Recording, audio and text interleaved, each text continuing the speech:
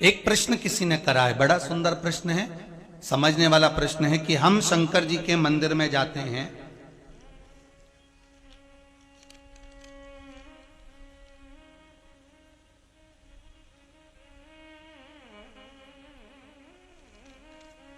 हम शिव जी के मंदिर में जाते हैं तो वहां शंकर जी का श्रृंगार हो गया होता है,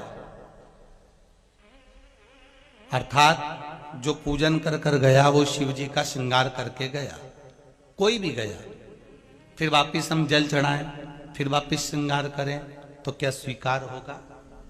एक सहज वाली बात है, बहुत सुंदर प्रश्न है। इसका उत्तर भी बड़ा सरल है कि आपके पहले कोई पूजन करने आया पशुपति व्रत का या सोमवार का या मंगलवार का या बुधवार का, जो भी पूजन करने आया उसने पूजन करा, श्रृंगार करा, इसके बाद में आप पहुंच गए, आपने भी लोटा भर के पानी चढ़ा दिया, तो क्या भगवान स्वीकार करेगा? क्यों नहीं, क्यों नहीं करेगा?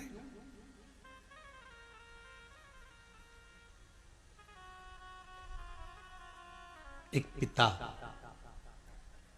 के 5 पुत्र हैं, बहुत सरल भाषा में समझना है इस प्रश्न का उत्तर।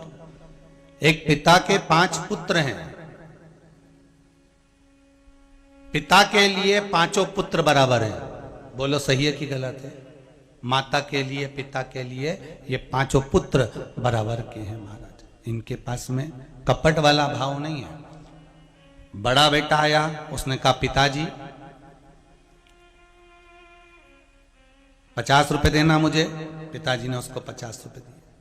मंझला बेटा आया, पिताजी मुझे 100 रुपए देना, ले बेटा ये ले। कोई आया, मुझे 200 रुपए देना, हाउ बेटा ये ले। कोई आया, मेरे को 500 रुपए देना, हाउ बेटा ये ले। पिता के लिए सब बराबर है।